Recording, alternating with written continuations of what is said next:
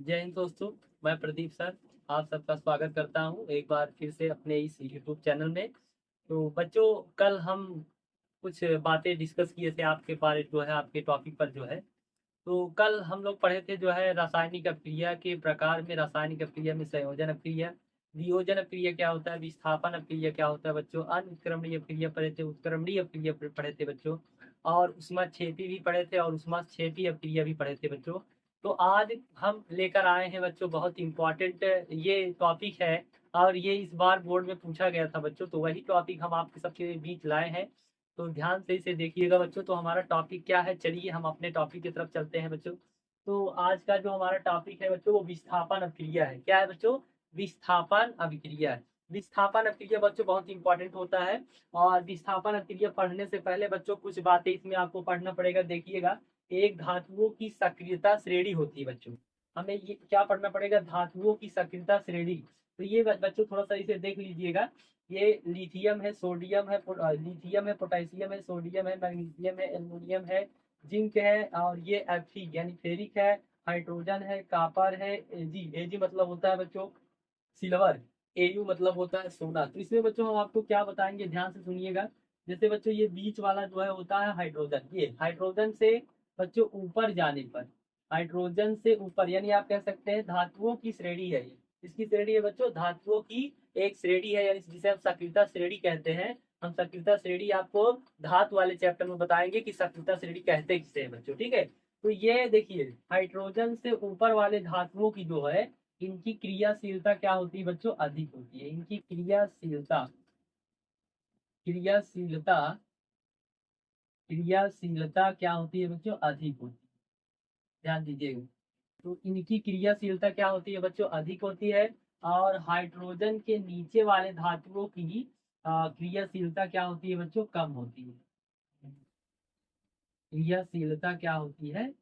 कम होती है। इस बात को ध्यान दीजिए बच्चों। अगर क्रियाशीलता कम है इसका मतलब वोल्ट ज्यादा होता है, और क्रियाशीलता बच्चों अधिक होता है तो उनका वोल्ट क्या होता है? कम होता है। तो इस बात को आप ध्यान दीजिएगा कि नीचे से धातुओं की सक्रियता श्रेणी में नीचे से ऊपर जाने पर क्रियाशीलता बढ़ती है बच्चों, यानी अधिक होती है। और ऊपर से नीचे आने पर, धातुओं की सक्रियता श्रेणी में ऊपर से नीचे आने पर धातुओं की क्रियाशीलता क्या हो जाती है बच्चों? घट जाती है। ये दो बातें आपको ध्यान देंगे, जो आपको जो है विस्थापन अभिक्रिया में क्या करेंगे बच्चों? मदद करेंगे, ठीक है। और कैसे मदद करेंगे बच्चों? ध्यान दीजिएगा। जैसे जो है, जैसे हम कह सकते हैं कि ये पोटेशियम है, ये लिथियम है। लिथियम पोटेशियम को विस्थापित कर सकता है बच्चों, लेकिन पोटेशियम लिथियम को विस्थापित नहीं कर सकता। ये विस्थापित मतलब बच्चों एक हटाकर उनको स्थान पर ले लेना। जैसे यहाँ हम कहते हैं कि Cu, क्या Cu Fe को विस्थापित कर सकता है? नहीं। Fe Cu को विस्थापित कर सकता है, क्योंकि Fe की क्रियाशीलता क्या है बच्चों? ज्यादा है, ठीक है। तो इसे हम साइड में लेकर बच्चों, साइड में लेकर हम इसकी परिभाषा को क्या करते हैं बच्चों? पढ़ते हैं। ध्यान दीजिएगा।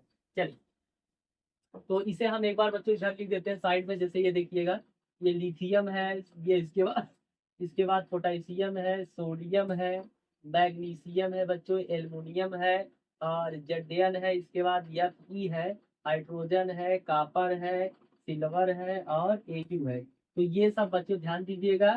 तो यही हम एक साइड में लिख दिए, और आपको हम ये समझाते हैं कि जो है कि विस्थापन अभिक्रिया क्या होती है बच्चों, ठीक है। तो चलिए हम विस्थापन अभिक्रिया की तरफ चलते हैं, और विस्थापन अभिक्रिया को देखते हैं बच्चों। क्या है विस्थापन अभिक्रिया? देखिएगा, विस्थापन अभिक्रिया की परिभाषा क्या है बच्चों? जब एक अधिक, जब एक अधिक क्रियाशील, जब एक अधिक क्रियाशील तत्व, जब एक अधिक क्रियाशील तत्व किसी दूसरे, किसी दूसरे, किसी दूसरे यौगिक, किसी दूसरे यौगिक के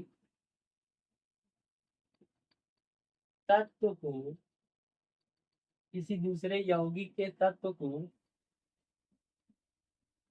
विस्थापित, विस्थापित, विस्थापित कर देता है, कर देता है उसे, उसे विस्थापन, उसे विस्थापन अभिक्रिया कहते हैं, उसे विस्थापन अभिक्रिया कहते हैं। चलिए ये देखिए बच्चों, तो कह रहे हैं कि जब एक अधिक क्रियाशील तत्व किसी दूसरे यौगिक के तत्व को विस्थापित कर देता है, उसे विस्थापन अभिक्रिया कहते हैं। उसे क्या कहते हैं बच्चों? विस्थापन अभिक्रिया कहते हैं। आइए हम बच्चों इसे उदाहरण के माध्यम से समझते हैं कि विस्थापन अभिक्रिया का उदाहरण क्या होता है बच्चों। जैसे देखिएगा, जैसे उदाहरण है बच्चों, ध्यान दीजिएगा। जैसे हमारे पास उदाहरण देखिए, बहुत अच्छा है। जैसे बच्चों एग्जाम्पल हम देखेंगे, जैसे जेडियन, जेडियन क्या है बच्चों? जिंक है, प्लस CuSO4 और इजकल टू बच्चों देखिएगा, ये जिंक है। कह रहे हैं कि जब एक अधिक क्रियाशील तत्व, तो जिंक क्या है बच्चों? अधिक क्रियाशील तत्व है। कह रहे हैं कि किसी दूसरे यौगिक के, ये दूसरा यौगिक है, दूसरे यौगिक के तत्व को, तो दूसरा यौगिक ये है, इसका तत्व क्या है बच्चों? कॉपर है, तो विस्थापित कर देता है, दूसरे यौगिक के तत्व को विस्थापित कर देता है। मतलब इसमें से ZnCu को अगर विस्थापित कर दे रहा है, तो ये आपका क्या हो रहा है? विस्थापन अभिक्रिया हो रहा है। और बच्चों ये ध्यान दीजिए कि क्या ZnCu को विस्थापित कर सकता है? नहीं। तो चलिए आइए देखिए, धातुओं की सक्रियता श्रेणी में कॉपर बच्चों नीचे है, हाइड्रोजन के नीचे है, तो इसकी क्रियाशीलता क्या है? कम है। और ये हाइड्रोजन, जिंक हाइड्रोजन के ऊपर है, यानी हम कह सकते हैं कि जिंक कॉपर को विस्थापित कर सकता है, लेकिन कॉपर जिंक को विस्थापित नहीं कर सकता है बच्चों। तो यहाँ पर जिंक अधिक क्रियाशील धातु है और कॉपर कम क्रियाशील धातु है, इसलिए जिंक जो है कॉपर को विस्थापित कर सकता है।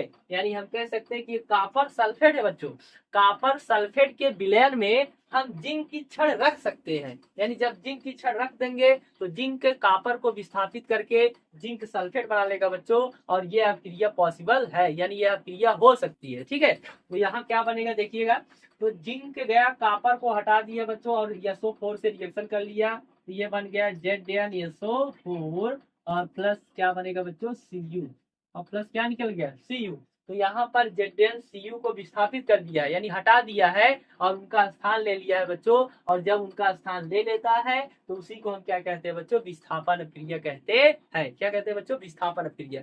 देखिए अगर यही रिएक्शन बच्चों ऐसे दिया होता है कि Ag plus CuSO4, Ag plus CuSO4, क्या ये रिएक्शन पॉसिबल है बच्चों? क्या यह रिएक्शन हो सकता है? देखिए पहले इसको हल करने से, सॉल्व करने से पहले आप देख लीजिए करिए, किस धातुओं की सक्रियता श्रेणी में किसकी क्रियाशीलता ज्यादा है और किसकी क्रियाशीलता कम है। तो देखिए बच्चों, Ag कॉपर के नीचे रखा गया बच्चों, Ag जो है कॉपर के नीचे रखा गया है, यानी Ag की क्रियाशीलता कम है और कॉपर की क्रियाशीलता ज्यादा है, इसलिए हम कह सकते हैं कि Ag कॉपर को विस्थापित नहीं कर सकता है। जब Ag कॉपर को विस्थापित नहीं कर सकता है तो ये रिएक्शन बच्चों देखिए पॉसिबल है, यह रिएक्शन नहीं होगा। तो यहाँ हमें लिख देना है नो रिएक्शन। कौन सा रिएक्शन बच्चों? नो रिएक्शन, मतलब कोई रिएक्शन नहीं होगा।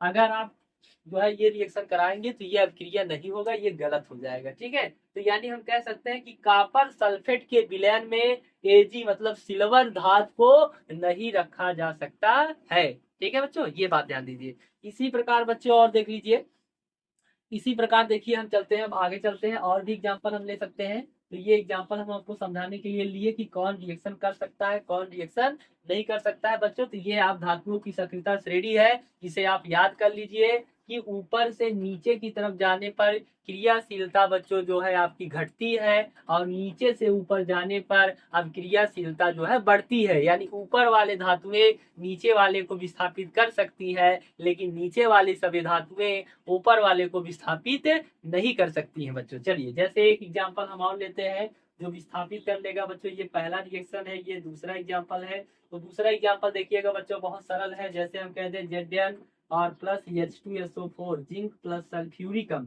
तो बच्चों इसमें से क्या जिंक हाइड्रोजन को विस्थापित कर सकता है? बिल्कुल कर सकता है, क्योंकि हाइड्रोजन के ऊपर जिंक रखा गया है। तो ये बना लेगा बच्चों, क्या बनाएगा, ये जिंक गया, हाइड्रोजन को हटा दिया तो जिंक सल्फेट बना लेगा बच्चों। क्या बनाएगा? जिंक सल्फेट, और प्लस क्या निकलेगा? H2, यानी हाइड्रोजन गैस निकल जाएगा बच्चों। तो ये आपका क्या रहा, एक को हटाकर एक स्थान ले रहा है, यानी ये कौन सी अभिक्रिया है बच्चों?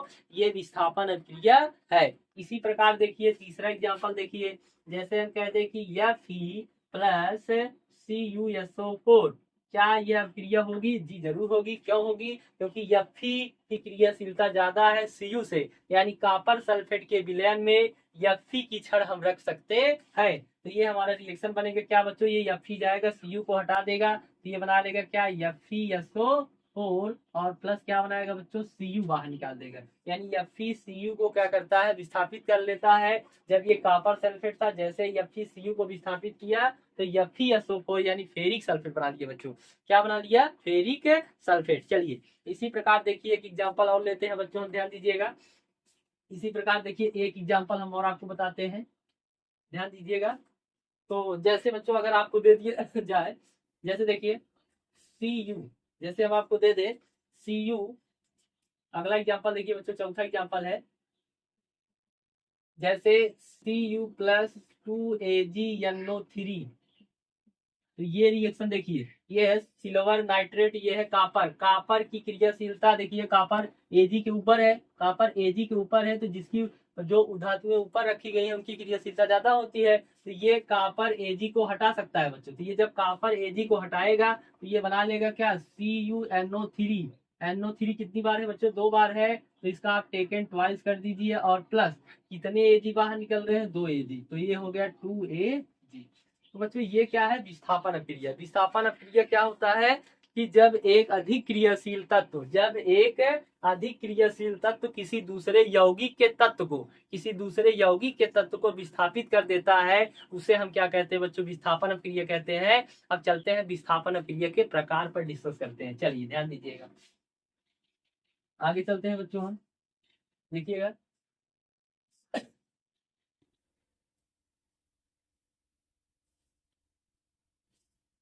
देखिएगा, तो बच्चों विस्थापन अपक्रिया जो होता है, जो विस्थापन अपक्रिया होता है वो दो प्रकार के होते हैं बच्चों। विस्थापन अपक्रिया कितने प्रकार के होते हैं? 2 प्रकार के होते हैं। आइए देखते हैं विस्थापन अपक्रिया। तो विस्थापन अपक्रिया बच्चों जो होता है, विस्थापन अपक्रिया जो होता है, ये विस्थापन अभिक्रिया, विस्थापन अभिक्रिया बच्चों 2 प्रकार के होते हैं। पहला है जो फर्स्ट है आपका, जो पहला है बच्चों उसे हम कहते हैं एकल विस्थापन अभिक्रिया। एकल विस्थापन, एकल विस्थापन, एकल विस्थापन अभिक्रिया, ठीक है। और दूसरा जो है बच्चों आपका है, दूसरा है द्वि विस्थापन अभिक्रिया।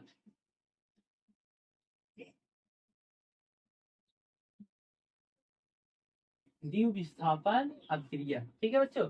और या इसे हम कहते हैं उभय, या उभय विस्थापन अभिक्रिया, उभय विस्थापन अभिक्रिया। चलिए, तो ये बच्चों विस्थापन अभिक्रिया 2 प्रकार के होते हैं। पहला होता है एकल विस्थापन अभिक्रिया, दूसरा होता है बच्चों द्वि विस्थापन अभिक्रिया या उभय विस्थापन अभिक्रिया।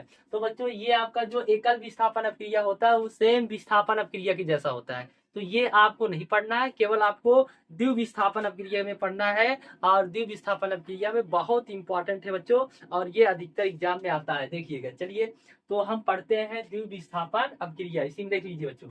तो अब हम हेडिंग लगाएंगे क्या? द्वि विस्थापन अभिक्रिया। कौन सी अभिक्रिया? द्वि विस्थापन अभिक्रिया, या इसे हम उभय अपघटन अभिक्रिया भी कहते हैं। चलिए देखिए,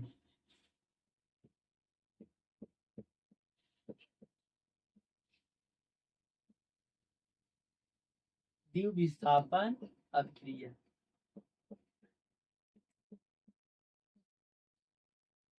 देखिएगा परिभाषा क्या है बच्चों, देखिए इसकी परिभाषा है, देखिएगा। वे रासायनिक, वे रासायनिक वे रासायनिक अभिक्रिया वे रासायनिक अभिक्रिया वे रासायनिक अभिक्रिया जिसमें परमाणुओं के वे रासायनिक अभिक्रिया जिसमें परमाणुओं के आयनों का परस्पर आदान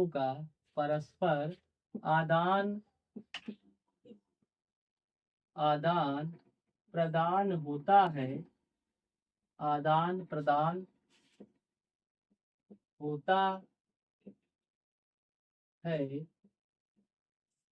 प्रदान होता है उसे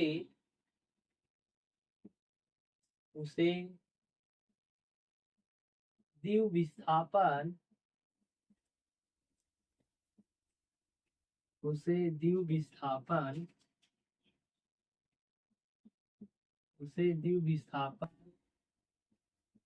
अभिक्रिया कहते हैं।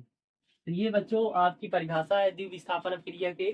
कह रहे हैं कि वे रासायनिक अभिक्रिया जिसमें परमाणुओं के आयनों का परस्पर आदान प्रदान होता है उसे द्विविस्थापन अभिक्रिया कहते हैं। इसमें बच्चों दोनों के दोनों यौगिक रहेंगे। द्विविस्थापन अभिक्रिया में दोनों के दोनों यौगिक रहेंगे, जो अभिकारक रहेंगे आपके वे दोनों के दोनों क्या होते हैं, यौगिक होते हैं और उनके आयनों का आदान प्रदान होता है। मतलब अभिकारक के दोनों आयन क्या होंगे, आदान प्रदान करते हैं, तो उन्हें हम क्या कहते हैं, द्विविस्थापन अभिक्रिया कहते हैं। बच्चों आइए हम इसे एग्जाम्पल के माध्यम से समझते हैं। चलिए देखिए हमारा एग्जाम्पल क्या है बच्चों, ध्यान दीजिएगा।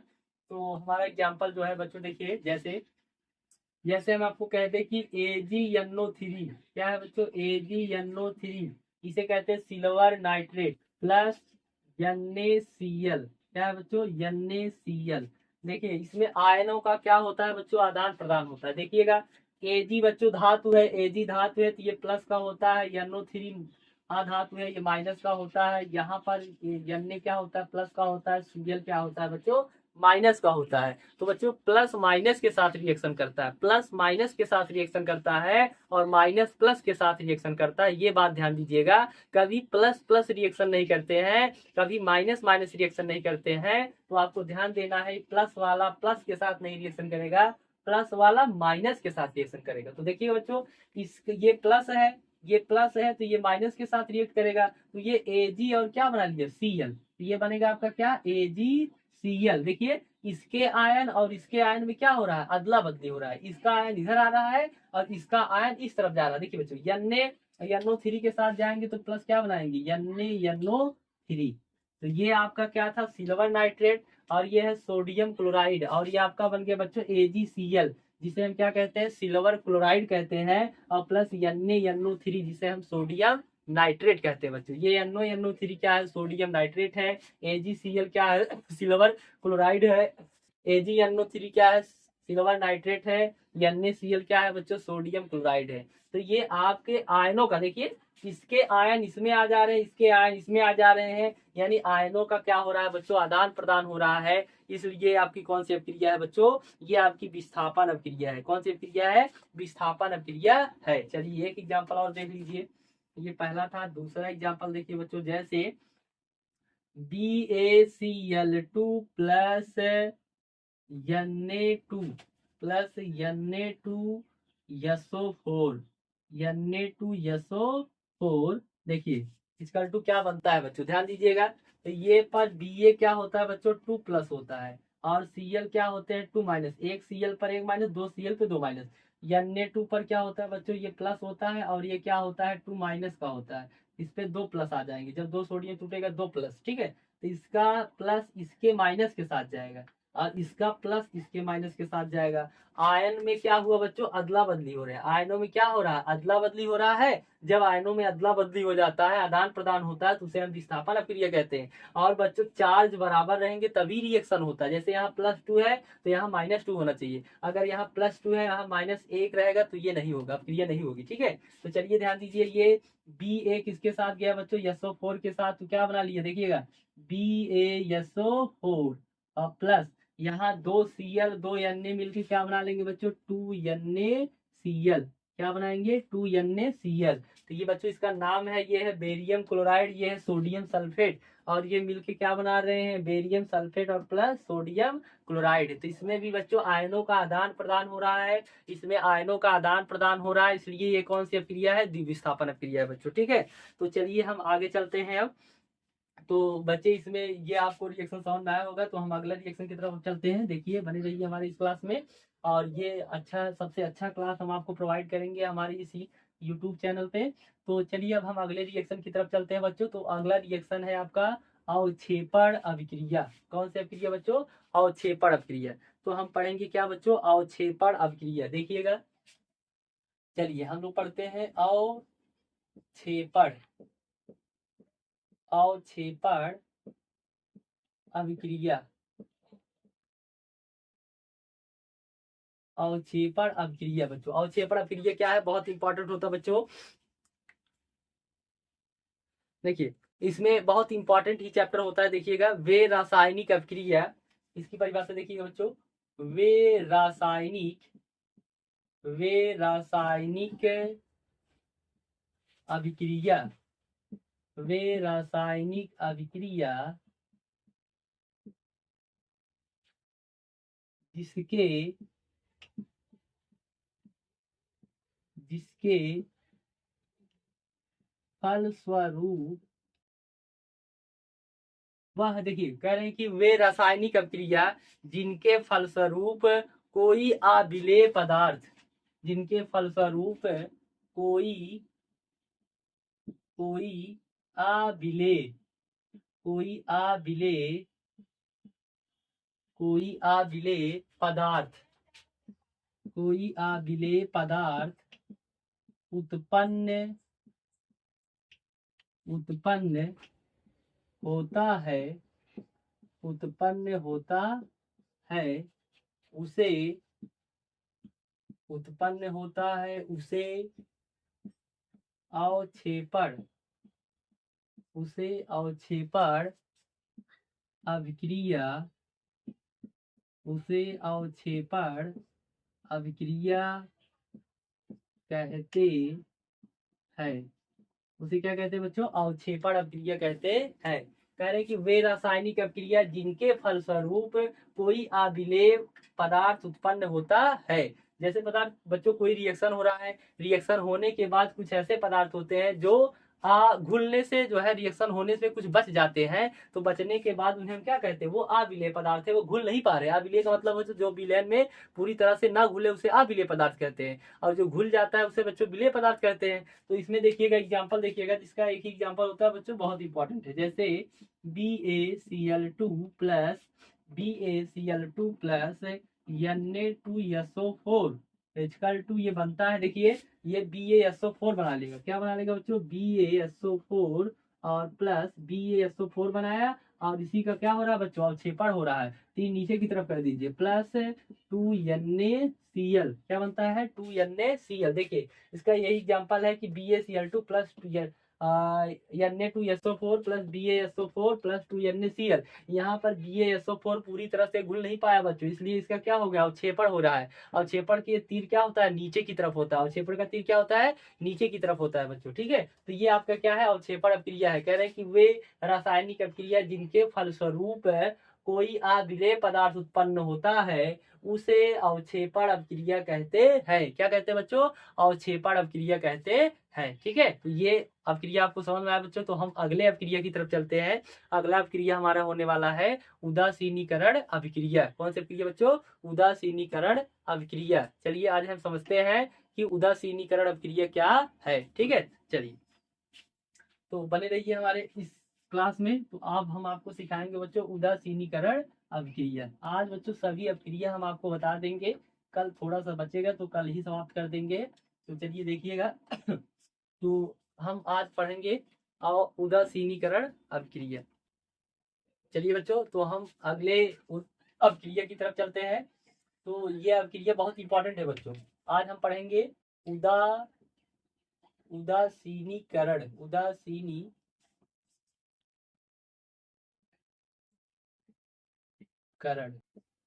उदासीनीकरण अभिक्रिया। क्या पढ़ेंगे बच्चों? उदासीनीकरण अभिक्रिया हम पढ़ेंगे। ध्यान दीजिएगा कि उदासीनीकरण अभिक्रिया क्या होती है, ध्यान दीजिएगा।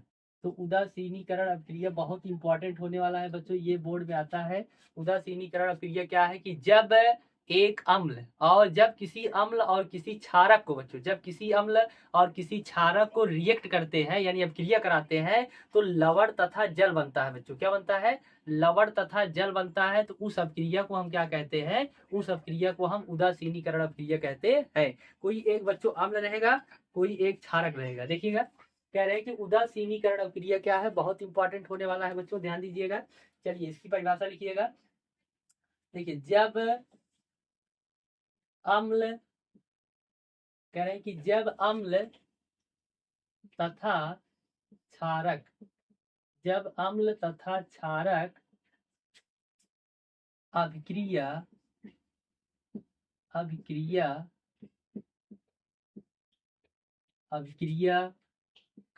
हैं, जब अम्ल तथा क्षारक अभिक्रिया करते हैं, जब अम्ल तथा क्षारक अभिक्रिया करते हैं तो लवण तथा जल बनाते हैं तो लवण तथा जल बनाते हैं, उसे उदासीनीकरण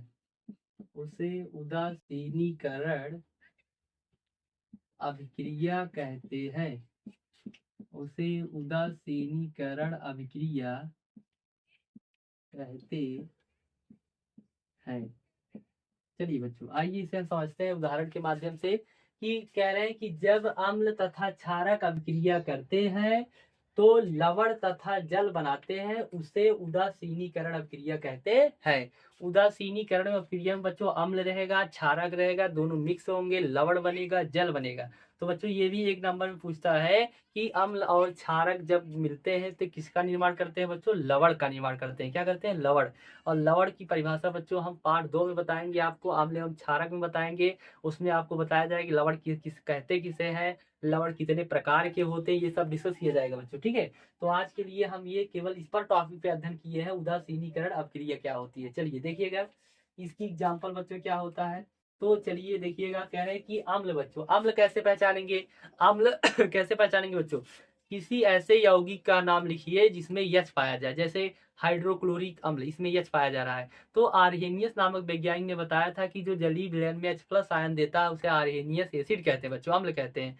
तो ऐसा यौगिक जिसमें यच पाया जाता है वो अम्ल होता है, और ऐसा यौगिक जिसमें ओ एच पाया जाता है बच्चों वो क्षारक होता है। जैसे जैसे हम कहते हैं कि HCl बच्चों, HCl आपका क्या है? अम्ल है। HCl क्या है बच्चों? अम्ल है। जैसे HCl क्या है? HCl क्या है बच्चों? अम्ल है। कौन सा अम्ल है? हाइड्रोक्लोरिक अम्ल है, ठीक है। और प्लस प्लस देखिए, कह रहे हैं कि क्षारक बच्चों, क्षारक जैसे हम ले लिए NaOH, NaOH क्या है बच्चों? क्षारक है। क्षारक की पहचान होती है कि वो हाइड्रोक्साइड आयन देता है, OH देता है। और अम्ल की पहचान होती है बच्चों वो H रहेगा, H रहेगा तो अम्ल होता है, OH रहता है तो क्षारक होता है। तो देखिए कह रहे हैं कि जब अम्ल और क्षारक मिलते हैं, ये बच्चों अम्ल है, ये क्या है? अम्ल है। और ये क्या है बच्चों? क्षारक है।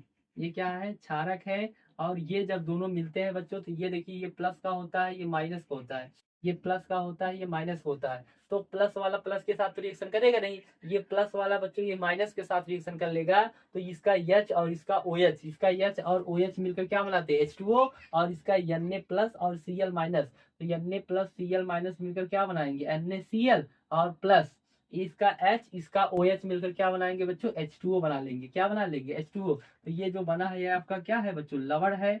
ये आपका क्या है? लवण है। और प्लस ये आपका क्या है बच्चों, जल है। कि जब अम्ल और क्षारक मिलते हैं तो अम्ल और क्षारक मिलते हैं तो लवण और जल का निर्माण होता है। इसी प्रकार देखिए ये पहला एग्जाम्पल बच्चों। दूसरा एग्जाम्पल, इसी तरह हमारे पास बहुत सारे एग्जाम्पल है, जैसे HNO3 और प्लस बच्चों देखिए HNO3 और प्लस NaOH। NaOH बच्चों देखिए ये H है प्लस का, NO3 है माइनस का, Na है प्लस का, OH है होता है माइनस का। तो H प्लस OH के साथ रिएक्शन कर लिया, Na प्लस NO3 के साथ रिएक्शन करेंगे तो NaNO3 और प्लस H2O बनाएंगे। क्या बनाएंगे बच्चों, जल। जब अम्ल और क्षारक मिलेंगे तो लवण और जल बनेगा बच्चों, फिक्स है। अब लवण बनेगा और जल बनेगा। इसी प्रकार देखिए तीसरा उदाहरण बच्चों। इसी प्रकार देखिए तीसरा उदाहरण क्या है, ध्यान दीजिएगा। जैसे एसिटिक अम्ल CH3COOH एसिटिक अम्ल और प्लस KOH को कहते हैं पोटेशियम हाइड्रोक्साइड। ये H होता है प्लस का, ये पूरा होता है बच्चों माइनस का। तो ये माइनस का हो गया, ये K प्लस का, OH माइनस का। तो HOH के साथ क्या बना लिया, H2O। और ये K आकर बच्चों इस पर बैठ गए तो ये बनाएंगे देखिए पोटेशियम एसीटेट COOK और प्लस इसके बाद H2O। इसका नाम क्या है बच्चों, पोटेशियम एसीटेट। क्या है, पोटेशियम एसीटेट। और ये एक प्रकार का क्या है, लवण है। क्या है बच्चों, लवण है। ठीक है, तो ये आपकी क्या है, उदासीनीकरण अभिक्रिया है बच्चों। क्या है, उदासीनीकरण अभिक्रिया। ठीक है, तो चलिए आगे हम चलते हैं, अगले रिएक्शन की तरफ चलते हैं बच्चों, ध्यान दीजिएगा। तो अगला रिएक्शन देखिएगा, बने रहिए हमारी इस क्लास में बच्चों। तो अगला रिएक्शन आज हम आपको बताएंगे। इसके बाद जो है बच्चों कल 2-3 टॉपिक रहेगा, उसको पढ़ा के ये चैप्टर समाप्त कर देंगे। इसके बाद हम अगले चैप्टर पे चलते हैं। ठीक है, तो ध्यान दीजिएगा बच्चों। अब आपका अगला रिएक्शन है बच्चों, अगला रिएक्शन है ऑक्सीकरण। क्या है बच्चों, ऑक्सीकरण। ऑक्सीकरण, इसका एक नाम और है बच्चों, इसे या हम कह सकते हैं उपचयन। क्या कह सकते हैं, उपचयन। उपचयन। चलिए, तो ये हमारा अभिक्रिया है, क्या है, ऑक्सीकरण और उपचयन अभिक्रिया। कौन सी अभिक्रिया है बच्चों, ऑक्सीकरण और उपचयन अभिक्रिया। ये अभिक्रिया बहुत इंपॉर्टेंट है बच्चों, ऑक्सीकरण और उपचयन अभिक्रिया।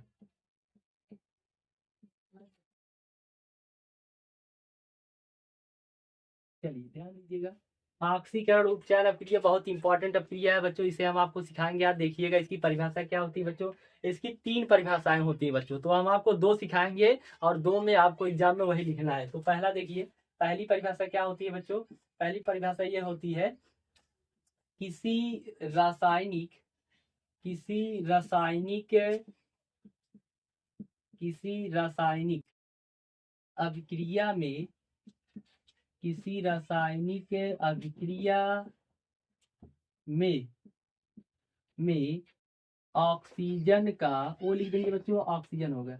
ऑक्सीजन का, चलिए देखिएगा, में ऑक्सीजन का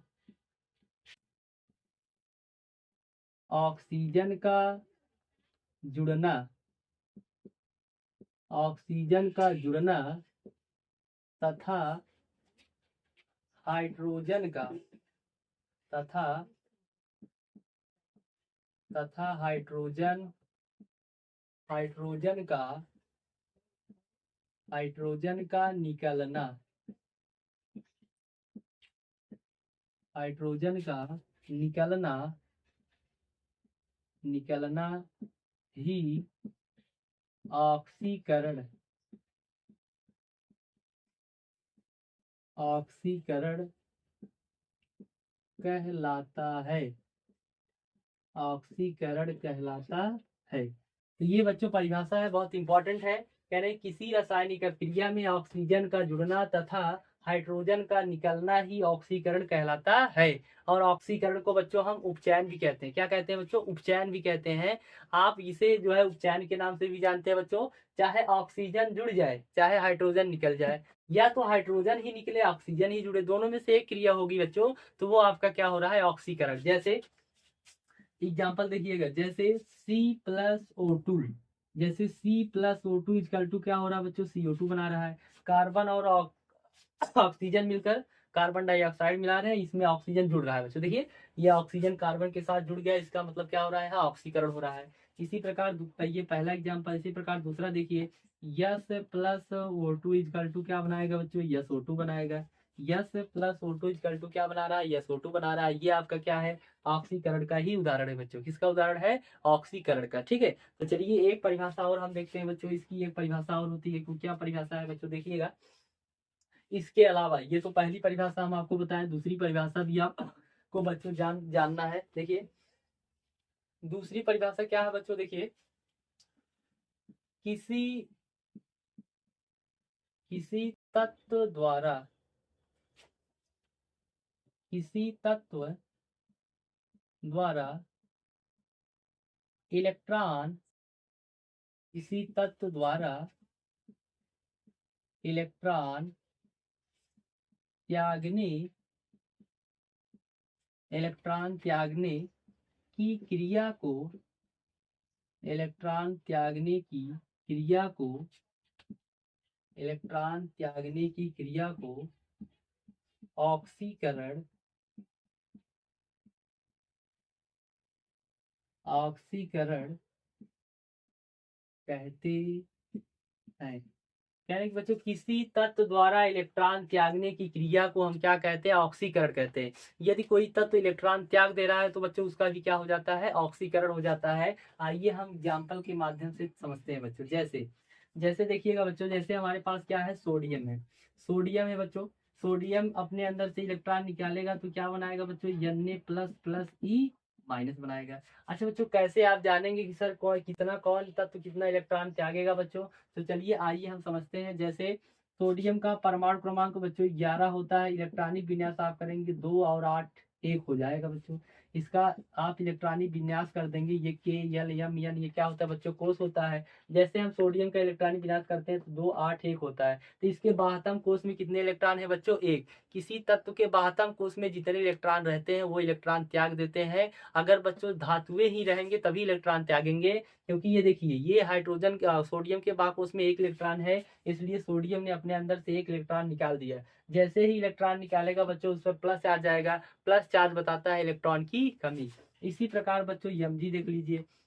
Mg Mg की बच्चों आप Mg 12 नंबर पे आता है। इलेक्ट्रॉनिक विन्यास करेंगे 2 8 और 2 होता है। इसके बाकोस में कितने इलेक्ट्रॉन है बच्चों, 2 इलेक्ट्रॉन है, इसलिए अपने अंदर से 2 इलेक्ट्रॉन निकालेगा। जब 2 इलेक्ट्रॉन निकाल देता है बच्चों तो 2 प्लस चार्ज आता है और 2 ये माइनस हो जाता है। देखिए जितना यहाँ माइनस चार्ज रहेगा उतना उस धातु के ऊपर प्लस चार्ज रहेगा। तो ये बच्चों इलेक्ट्रॉन त्याग रहा है। इलेक्ट्रॉन त्यागने की क्रिया को हम क्या कहते हैं, ऑक्सीकरण कहते हैं। जैसे देखिए ये एल्युमिनियम एल्युमिनियम का परमाणु क्रमांक बच्चों 13 होता है। एल्युमिनियम जब अपने अंदर से इसका इलेक्ट्रॉनिक विनाश करेंगे 2 8 कितना होता है, 3 होता है। तो इसके बाह्य कोश में कितने इलेक्ट्रॉन है बच्चों, 3 इलेक्ट्रॉन है। तो एल्युमिनियम अपने अंदर से कितने इलेक्ट्रॉन को त्यागेगा, 3। तो ये बनाएगा 3 प्लस, क्या बनाएगा बच्चों, 3 प्लस प्लस 3 माइनस बनाएगा। क्या बनाएगा बच्चों, 3 माइनस आवेश बनाता है। इसलिए आपका क्या है, धातु है। और धातु इलेक्ट्रॉन त्यागते हैं बच्चों। जब धातुएं अपने अंदर से इलेक्ट्रॉन त्याग देते हैं तो उनका ऑक्सीकरण हो जाता है। तो ये बच्चों ऑक्सीकरण की परिभाषा है। तो चलिए अब हम आगे चलते हैं, आगे की तरफ चलते हैं, अगले रिएक्शन की तरफ चलते हैं बच्चों, ध्यान दीजिएगा। चलिए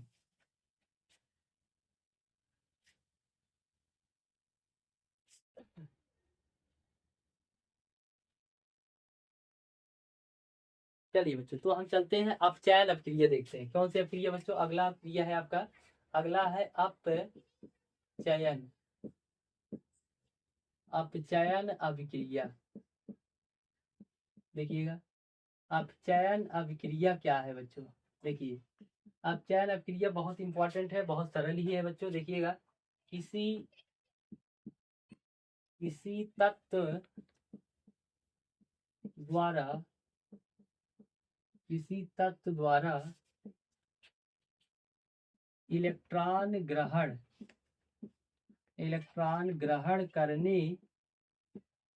करने की प्रक्रिया को ग्रहण करने की प्रक्रिया को ग्रहण करने की प्रक्रिया को अपचयन अपचयन कहते हैं। क्या कहते हैं, अपचयन कहते हैं बच्चों। और इसकी एक परिभाषा है हाइड्रोजन का जुड़ना, ऑक्सीजन का निकलना। ऑक्सीजन अगर बच्चों निकल रहा है, हाइड्रोजन जुड़ रहा है तो उसका अपचयन हो जाता है। हाइड्रोजन का जुड़ना, ऑक्सीजन का निकलना अपचयन कहलाता है। तो इलेक्ट्रॉन विधि द्वारा आप देखिएगा, किसी तत्व द्वारा इलेक्ट्रॉन ग्रहण करने की प्रक्रिया को हम अपचयन कहते हैं बच्चों। ठीक है, तो जैसे देखिएगा एग्जाम्पल देखिएगा, जैसे बच्चों मान लीजिए हमारे पास क्लोरीन परमाणु है। क्या है? क्लोरीन परमाणु है। इसके अंदर एक इलेक्ट्रॉन जैसे हम देंगे, ये Cl- बना लिया बच्चों। तो अगर ये इलेक्ट्रॉन बच्चों उत्पाद की तरफ रहेंगे तो वो इलेक्ट्रॉन त्याग रहा है। अगर ये इलेक्ट्रॉन अभिकारक के पास रहेंगे तो ये इलेक्ट्रॉन ग्रहण कर रहा है। और जो इलेक्ट्रॉन ग्रहण करते हैं उन्हें हम क्या कहते हैं बच्चों? अपचयन। चलिए हम देखते हैं कैसे आप जानेंगे कि सर कितना इलेक्ट्रॉन कौन तत्व ग्रहण कर सकता है।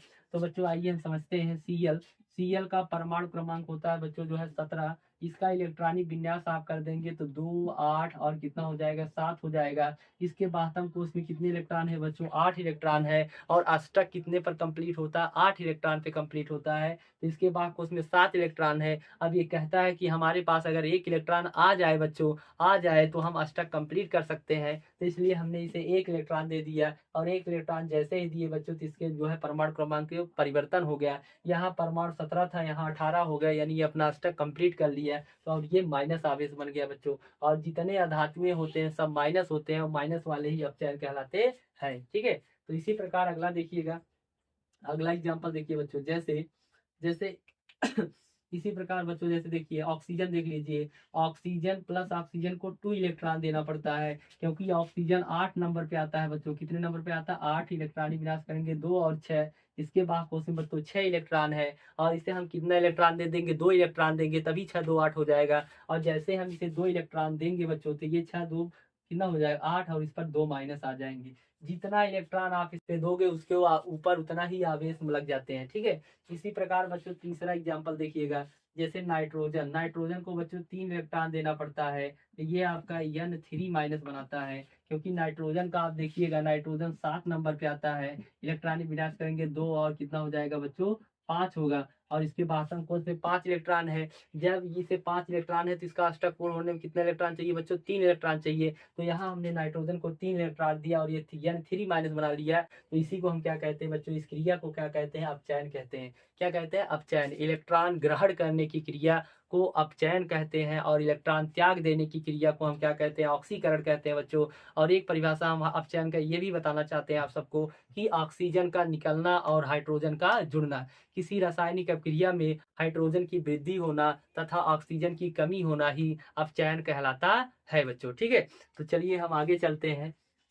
आगे चलते हैं बच्चों, ध्यान दीजिएगा, ध्यान दीजिएगा, बने रहिए हमारे इस क्लास में। ये आज आपको हम आप इसके आगे थोड़ा सा बताते हैं बच्चों, कि ऑक्सीकारक क्या होता है और उपचायक क्या होता है। क्या बताएंगे बच्चों? ऑक्सीकारक, ऑक्सीकारक। देखिए ऑक्सीकारक क्या होता है बच्चों, ध्यान दीजिए कि इसमें ध्यान दीजिएगा, इसकी परिभाषा क्या होती है। किसी किसी रासायनिक किसी रासायनिक अभिक्रिया में किसी रासायनिक अभिक्रिया में किसी रासायनिक अभिक्रिया में जिस जिस पदार्थ का जिस पदार्थ का अपचयन हो जाता है, अपचयन हो जाता है हो जाता है उसे उसे ऑक्सीकारक कहते हैं। उसे ऑक्सीकारक कहते हैं। उसे क्या कहते हैं बच्चों? ऑक्सीकारक कहते हैं। देखिए बच्चों, कह रहे हैं कि किसी रासायनिक अभिक्रिया में जिस पदार्थ का अपचयन हो जाता है उसे हम ऑक्सीकारक कहते हैं। ऑक्सीकारक का एक नाम और है बच्चों, उपचायक। क्या होता है? उपचायक। यानी इसे हम बच्चों उपचायक भी कह सकते हैं। क्या कहते हैं? उपचायक भी कहते हैं। देखिएगा, इसको हम शॉर्टकट में कैसे समझते हैं बच्चों, देखिएगा, नोट करके ये पॉइंट लिखिएगा, और ये बहुत इंपॉर्टेंट होने वाला है। इसे हम शॉर्टकट में याद कर लेंगे, कि कोई एक बच्चों यदि तत्व है, अगर कोई एक बच्चों तत्व है, वो अपने अंदर इलेक्ट्रॉन बच्चों ग्रहण कर रहा है, वो अपने अंदर इलेक्ट्रॉन क्या कर रहा है, ग्रहण कर रहा है।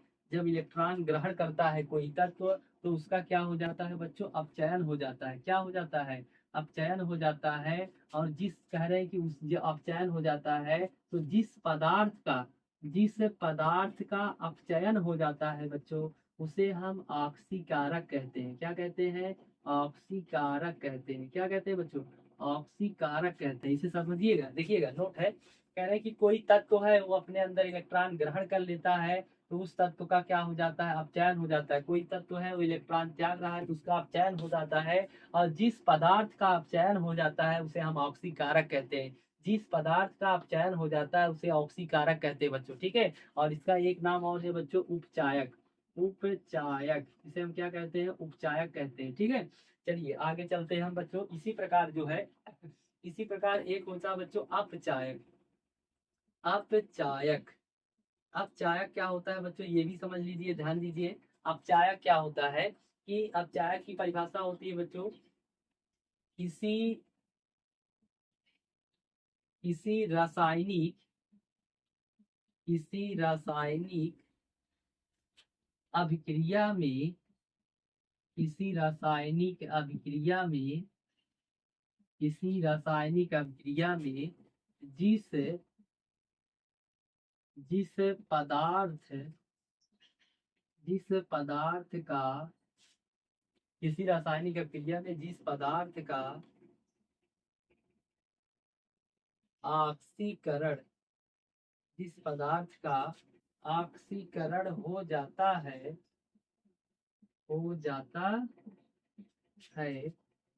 उसे उसे अपचायक उसे अपचायक कहते हैं। ये बच्चों परिभाषा क्या निकल के आया इसके, देखिएगा। किसी रासायनिक अभिक्रिया में जिस पदार्थ का ऑक्सीकरण हो जाता है उसे अपचायक कहते हैं। क्या कहते हैं बच्चों, अपचायक कहते हैं। आइए इसे हम शॉर्टकट में समझते हैं बच्चों, कि अपचायक को हम शॉर्टकट में कैसे समझते हैं। ध्यान दीजिएगा, बने रहिए हमारे वीडियो में बच्चों। तो हम अपचायक को आप सबको शॉर्टकट में समझाना चाहते हैं बच्चों, कि मान लीजिए कि कोई, नोट करके लिखिएगा, नोट करके बच्चों इसमें लिखिएगा, कि मान लीजिए कि कोई क्या है बच्चों, एक तत्व है। मान लीजिए कि कोई एक तत्व है बच्चों, कोई एक तत्व है, वो अपने अंदर से इलेक्ट्रॉन क्या कर रहा है, त्याग रहा है। मान लीजिए कोई तत्व है वो अपने अंदर से इलेक्ट्रॉन त्यागता है बच्चों, तो उसका क्या हो जाता है, उसका क्या हो जाता है बच्चों, ऑक्सीकरण हो जाता है। क्या हो जाता है, ऑक्सीकरण हो जाता है। ऑक्सीकरण हो जाता है। जिस हम कह रहे हैं कि ऑक्सीकरण हो जाता है। फिर जिस पदार्थ का ऑक्सीकरण हो जाता है उसे हम अपचायक कहते हैं। क्या कहते हैं बच्चों, अपचायक। उसे हम क्या कहते हैं, अपचायक कहते हैं, ठीक है बच्चों। कोई एक तत्व है वो अपने अंदर से इलेक्ट्रॉन त्याग रहा है, तो उसका ऑक्सीकरण हो जाता है। और जिस पदार्थ का ऑक्सीकरण हो जाता है उसे हम अपचायक कहते हैं बच्चों। क्या कहते हैं, अपचायक कहते हैं, ठीक है। तो ये बच्चों ये अभिक्रिया क्या है, आपको, हमें ऐसा लगता है कि आपको ये समझ में आ गया होगा बच्चों, ठीक है। तो आज के लिए हम इतना ही पढ़ाएंगे आपको सबको, और कल इसके आगे बच्चों दो तीन जो है हेडिंग और है, कल उस पर हम डिस्कस करेंगे। तो ये वीडियो अगर आपको अच्छा लगा होगा तो मेरे इस चैनल को लाइक कीजिए, सब्सक्राइब कीजिए, और आप जो है अपने दोस्तों के पास भी इसे शेयर करिए।